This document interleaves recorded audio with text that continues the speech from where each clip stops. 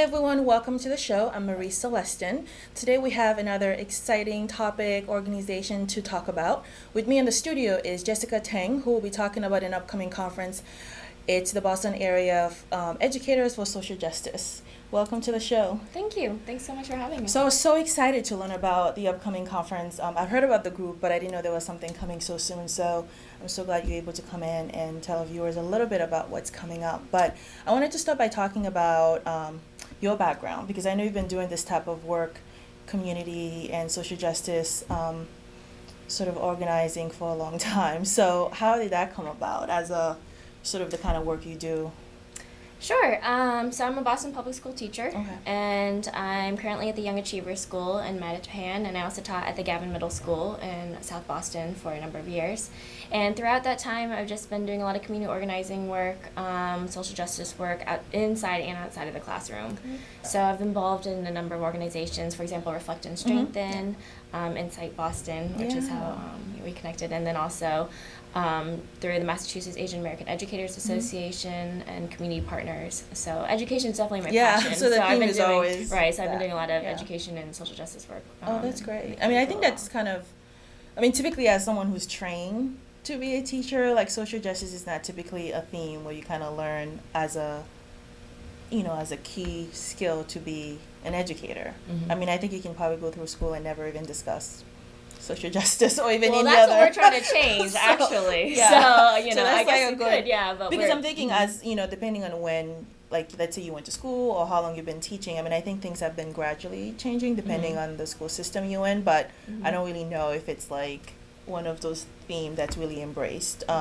So is that what in a way sort of inspire you, the activism you've been doing to integrate that with your education? Yeah, absolutely. I actually kind of went into education because of my commitment to social justice, because I think education and justice go hand in hand.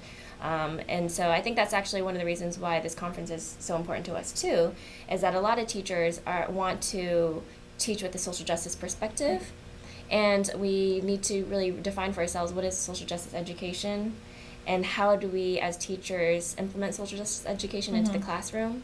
And a lot of us, I think, try to do it individually within isolated classrooms, but we don't always get a chance to share resources or share our methodology, our pedagogy. How do we do it?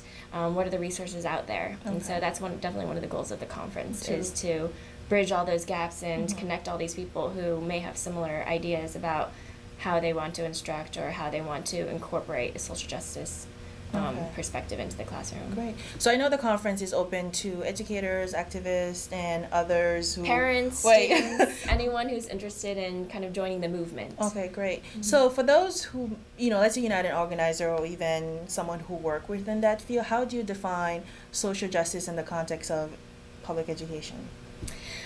Actually, or in general, how do you define it? That's a great question, and actually that's one of the questions that we have for our morning panel, is to define social justice education. I mean, for myself, social justice education is about giving students the tools and knowledge that they need to create a more just society.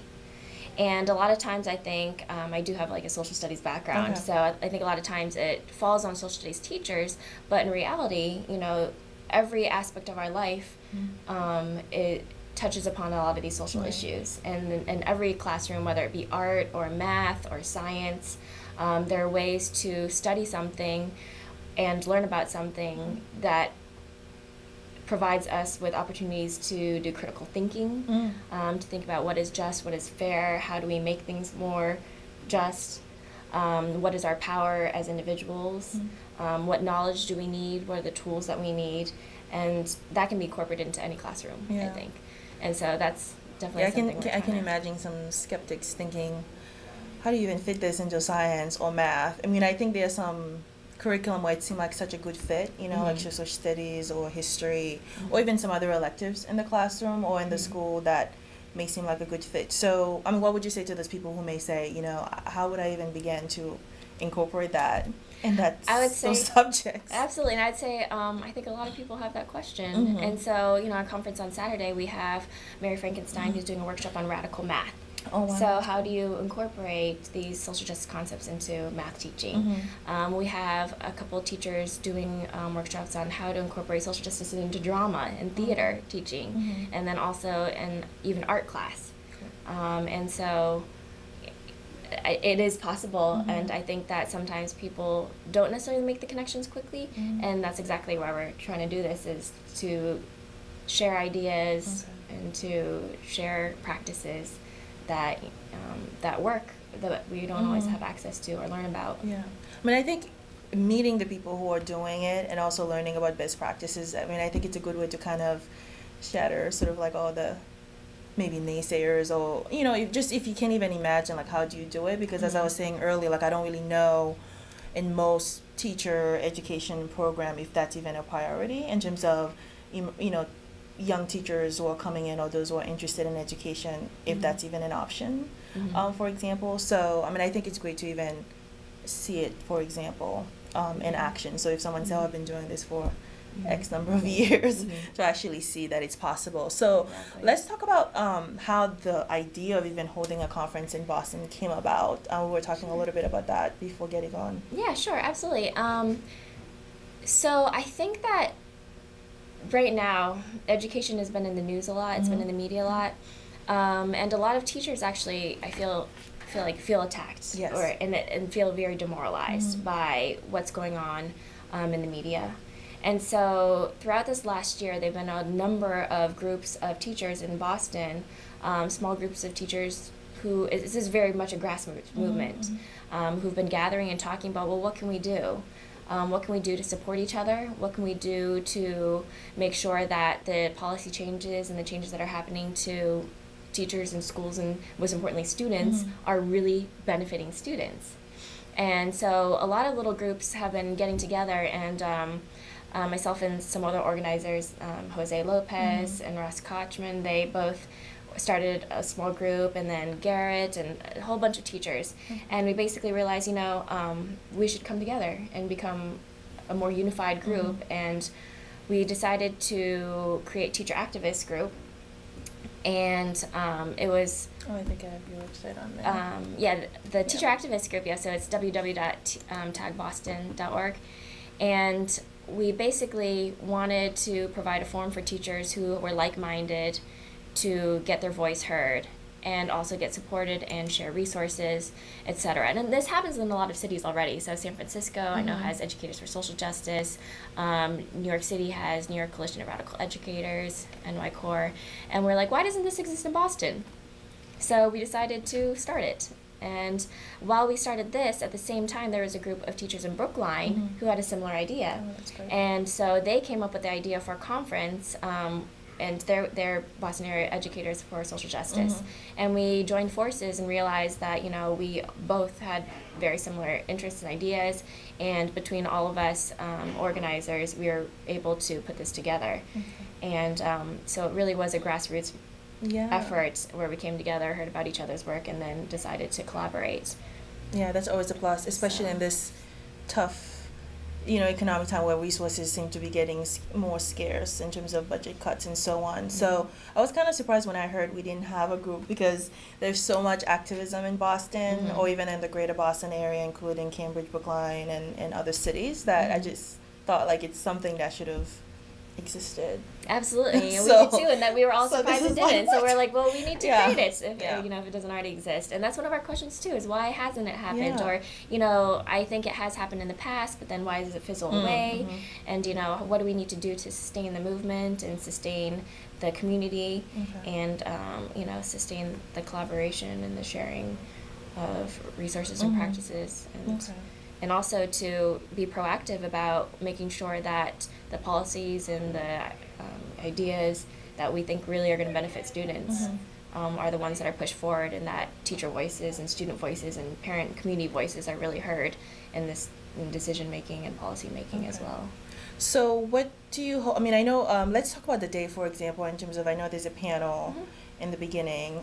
Sort of walk us through the day, like what can someone expect if they're interested in registering? Sure. So from 9 to 10 a.m. is registration, and we're working on actually a special opportunity during that time, which isn't quite finalized yet. But the conference starts at 10 o'clock, and we're hoping to launch with a student performance. And then we're going to get into the morning panel. And the morning panel, we're going to be joined by Suzanne Lee, who is a 35-year veteran of BPS. She was a teacher and a principal. And also Mariama White-Hammond, who is executive director and founder of Project Hip Hop, and has done a lot of youth community organizing work in Boston. And then a student, Carlos Rojas, who has been involved with BSAC and also has been involved with the student-led push for ethnic studies in BPS. Okay. And so the three of them are going to lead us into a discussion on what is social justice education, what is the social education movement, what are the barriers, but what are the hopes for building a movement, and why they are education activists, what keeps them inspired and keeps them doing the work that they do. And so that's going to be the morning. And then we're going to have 2 workshop sessions, and we have over 20 workshops to choose from at this point. And then after that, it's lunch. And even during lunch, it's a working lunch. We're going to have a resource fair, so there's going to be tables of local community organizations that are involved in social justice work, so that teachers can have access to those organizations and resources. And then we also have table tents where we want teachers, if they have specific questions or issues that they want to discuss, to be able to discuss them. And so you can create your own topic and make a table tent, and anyone who's interested in that topic can join you in that conversation. And then after lunch is the 3rd workshop session. And that is followed by our closing panel, roundtable. And we're very, very lucky to have Teresa Perry, Simmons College. She's a well-known author and education activist. And also Jose Lopez, who's actually one of our organizers and a BPS teacher. And another student, Sasha De La Cruz, who will be there as well, too. And that's our closing roundtable. And then there's more. And then last but not least, we really want this to be a jumping off point for people to take action. And so we're going to have breakout action groups where if there's anything else that people really wanted to come to the conference and talk about or get resources for or learn more about, that's their last opportunity to get that going. And to also even start thinking about ITAGs, which are inquiry to action groups. That's one of our goals in TAG Boston, is to get teachers to lead themselves in inquiry to action. So whatever topic it is that they want to learn more about, that they can find other like-minded colleagues and individuals who can support them and research and learn and grow and reflect and become better educators. Yeah, that's the other thing I was thinking about in terms of, as whether it's veteran teachers and new teachers in the classroom, for example, as they are continuing their education, especially if in grad school or even undergrad, to think about how do we steady this process, to kind of making sure, because a lot of time when you're doing stuff that's academic in nature, it's almost like, okay, where's the research that says that social justice actually work? You know what I mean? So it's one of those things that people have been doing and it, but I know there are others who are going to say, okay, where's the data that says that it's important to have social justice, and it does have a positive impact in students' education, for example. So do you think people will be thinking about that as a possible research down the line? I really think the research is out there. It's done? And I wish I could name it off the top of my head, but I think ultimately, it comes down to, what do you think is the purpose of education? Right. And for a lot of us, I think it's to really love learning, to love knowledge, to be able to have the knowledge to take action to make our communities better. And I think that social justice education does those things. It inspires you to want to learn, it connects you to what you already know, and then also helps you to think about, well, I need to have knowledge in order to take action, right? Knowledge is power, right? Yeah. And so the kind of knowledge that we want students to have is the knowledge that will empower them and to make them feel like they can change the things that they see in the world that may not be just, and they can do something about it. So I think the research is definitely out there. I know Jeffrey Duncan Andrade and Ernest Morel, who has visited Boston a couple times now, can speak to the power of engaging students in social justice. Right. I mean, I know probably in specific places like San Francisco, you mentioned, and probably Boston in terms of their pockets of, whether it's classrooms or educators who've been working on this, but it's not something that's necessarily as uniform as, sort of other topics that's sort of like acceptable curriculum subjects to be taught. You know what I mean? So that's one of the reasons, like, I'm sure the research is there, but I don't know if it's a huge priority as other things, especially when we're living like in a culture of testing and how do we measure this and all that kind of stuff. So it seemed like there will be some will ask questions. Like, I know I don't have those questions because it just seemed like such a good fit. And you mentioned, thinking about the purpose of education. It's like one of those things that everybody learn about in terms of, okay, what is it for? Which I'm sure today is very different than, centuries ago. And every generation, it's different. And that's definitely a concern of ours. I think one of the problems with MCAS testing, and even right now, I know that the state is looking at new teacher evaluations, and there's a big push to link test scores to teacher evaluations, and that's not something we've organized around per se specifically, but I think that is one of actually we do have a workshop by Monty from Fair Test about this, because they think there's a lot of misinformation. There's a lot of problems with even value added models. There's a statistician who just came out with a report and said that we cannot rely on value added models. And at the same time, even though the education professors may know this, and we may know as teachers that teaching to the test or putting too much pressure on tests and linking test scores to teacher evaluations is not in the best interest of students. Success. Right. That but people are still pushing for that. So that's definitely something I think that in the future we want to take a closer look at, and before all these policies are made and laws are enacted, we really need to, I think, push back and think about, is that really what's going to benefit students? Is that really going to help us reach the purpose of education? And I think that many of us don't. There's just too much data out there that questions the validity of VAM, and at the same time, MCAS is only 17% of teachers are affected by MCAS or can even be scored on MCAS. And I don't think the solution, personally, is more testing or, being so focused. And data is absolutely important. We want to know that we are, as teachers, are having an impact. But teachers know if they have an impact because every day we're evaluating and assessing and figuring out what our students know and don't know. And the big focus on standardized tests, I think, is definitely a problem.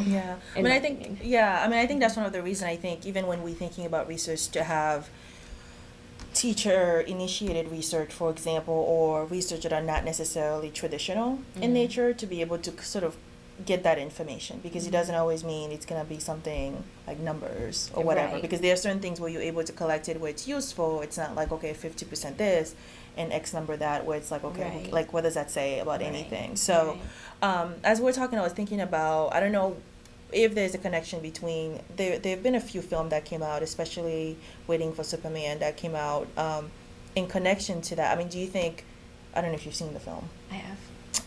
If there is any strong opinion in relation to that topic, or, because again, even though, and it's interesting to see who's leading those discussions sometimes, and I think it's kind of, it's different, I think, when teachers are leading it, or you see parents at the center and students, versus there seems to be a huge backlash against teachers where, the work is still being done and they are doing the work. So I don't know, do you see a connection between what you're trying to do in relation to the focus of that film, or what it's, trying to advocate for? Absolutely. I mean, I think right now, unfortunately, there's a lot of divisiveness.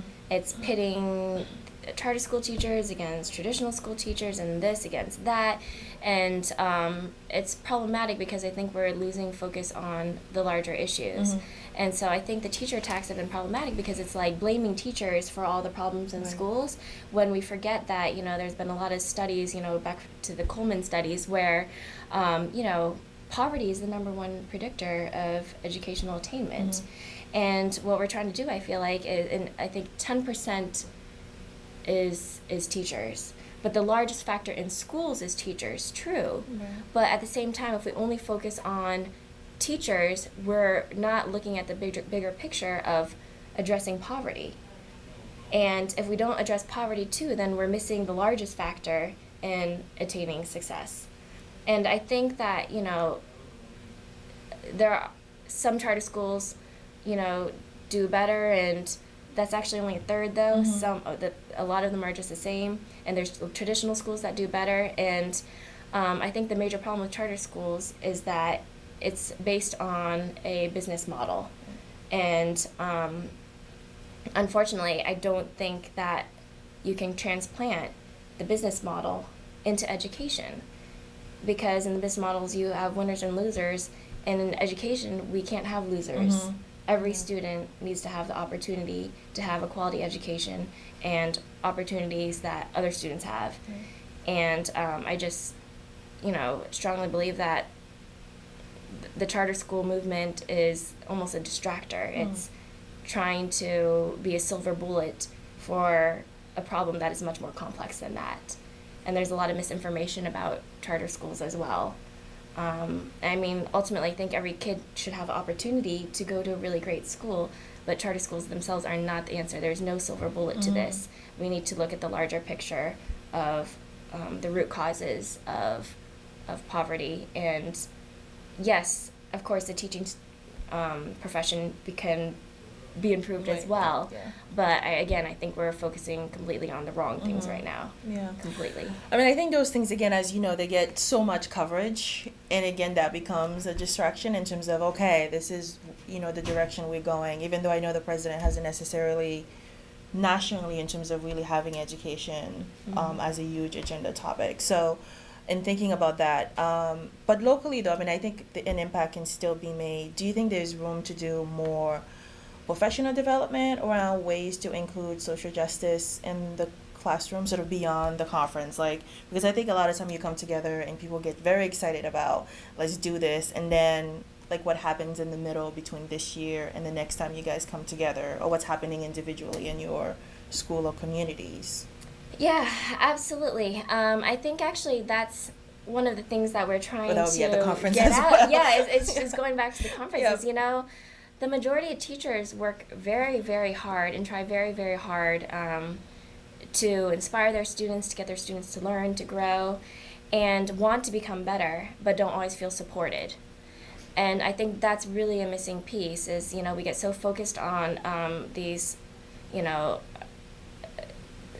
should be fired and who should be, recognized, but the vast majority of teachers care a lot, work very hard, but don't always know how to get better, or have the support from the school to get better, or have people around them to support them to be better. And so opportunities like this conference, I think, it's really grassroots professional development. It's like what teachers feel like they need to learn, what teachers want to know, and teachers need to become better teachers. And I think that's where the discussion should really be more focused on, is how do we support teachers so that they can support students. Okay. And I know you also have parents who will be part of the discussion as well. Is there a specific, let's say, parent group who will be there, or some, because I know sometimes teachers or parents and everyone share multiple roles, but is there a specific way where parents are going to be part of the process, where they're working together with everybody in terms of thinking about students' education and their experiences in the classroom? Absolutely. Boston Parent Organizing Network, we've outreached to, and we do think, parents are critical to a child's success. We spend a lot of time with our students, but ultimately, what happens at home, it has a huge impact on their education as well. And so that's one of the things we want to think about too, is how do we involve more parents and students into these discussions and conversations about improving schools too. And so that's definitely a huge piece of what we're trying to do too. And we have parents involved in Tag right now too. A lot of the teachers actually have kids in BPS, and there are also other parents who are involved as well. I think there's so many stakeholders to think about sometimes where you're like, what about this one? And I was also thinking about the superintendent. I don't know how supportive, is there any support from that camp at all in terms of the conference, or even that subject in general? Yep, we actually invited the superintendent, To attend. so Okay. I don't know if she's coming, To be- but it'd be great to have her. And Right. then, but BPS was supportive in actually providing the facilities for our Okay. conference That's and great. helping to offset some of the costs for our conference Okay. too, for the facility. So they've been helpful in that respect. Yeah, I mean, I think it's great to think of, because there are so many different, there are so many conferences that happen, and sometimes it's so separate, where it's like, okay, this is for teachers, this is for Mhm. parents, this is for students, where it's nice that the conference is going to allow sort of like a space where everyone can come to the table and like talk about all those different issues. And school is still in session, so Mhm. so those issues are still pretty fresh. So let's give people some information about if they want to register. I know there's still time. Mhm. You're still accepting. Where Absolutely. should they go? They should go to www.besj.weebly.com and you can register at the website. There's also a scheduled conference, or conference schedule, I'm sorry. And also you can get an example, So they can go on there. see the different kinds of workshops that we have as well. And another resource, so BESJ is .weebly.com is the conference registration website, and then Tag Boston, which is tagboston.org, is also another resource. And again, we want to start launching in the fall these inquiry to action groups where teachers are able to really facilitate and research and learn on their own whatever topic or interest they have. And we have other resources on there. We're also asking teachers to write about their perspectives, what their school days are like, just to give people a counter narrative to kind of what's in the mainstream media right now. Okay. We really feel that the real teacher voice is not being portrayed in the media in the way that the media is portraying education issues, and the way the headlines are, 1, divisive, 2, inaccurate, 3, blaming the wrong I people, know. and not really talking about